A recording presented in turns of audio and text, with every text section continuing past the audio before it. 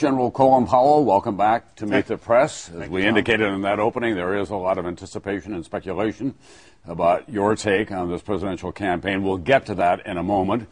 But in your old business, we might call this a tour of the horizon. Whoever is elected President of the United States, that first day in the Oval Office on January 21st will face this. An American economy that's in a near paralytic state at this time. We're at war in two different countries, Afghanistan and Iraq. We have an energy crisis. We have big decisions to make about health care and about global climate change. The President of the United States and the Congress of the United States now have the highest disapproval ratings that we have seen in many years.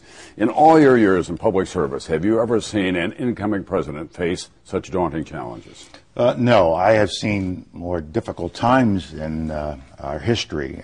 When I think about the early 70s, when we were going through the Watergate, Spiro Agnew, Nixon period, that was not a good time. But right now, we're also facing a very daunting period. And I think the number one issue the president's going to have to deal with is the economy.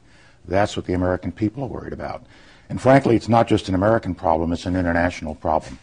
We can see how all of these economies are now linked in this globalized system. And I think that'll be number one. The president will also have to make decisions quickly as to how to deal with Iraq and Afghanistan.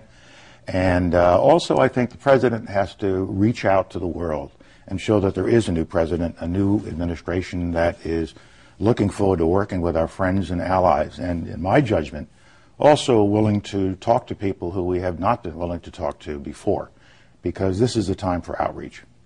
Given the state of the American economy, can we continue our military commitments around the world at the level that they now exist? We can. I think we have to look as to whether they have to be at that level. But we have the wealth. We have the wherewithal to do that. Excuse me, Tom.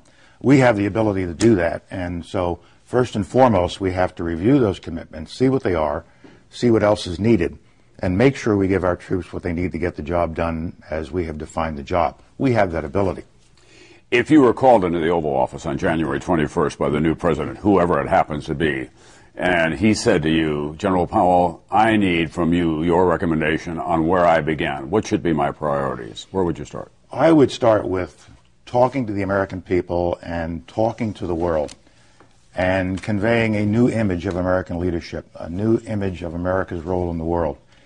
The problems will always be there, and there's going to be a crisis come along on the 21st or 22nd of January that we don't even know about right now.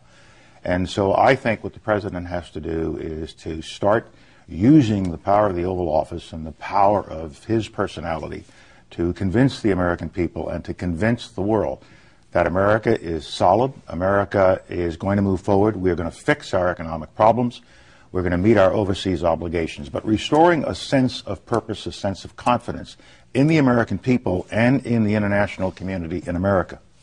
What's not on the screen right now that concerns you, that should be more prominent in the minds of the American people and the people running for president?